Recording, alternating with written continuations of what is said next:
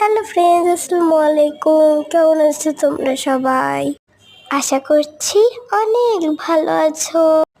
দেখো, আজকে আমি কিন্ডার জয় খুলছি। তোমাদের কিন্ডার জয় কেমন লাগে অবশ্যই কমেন্টে জানিও। দেখো, কিন্ডার জয়ে আমি কি সুন্দর একটা খেলনা পেয়েছি। কিন্ডার জয়ের চকলেটটাও অনেক মজা, তাই না বন্ধুরা? আল্লাহ হাফেজ সবাইকে।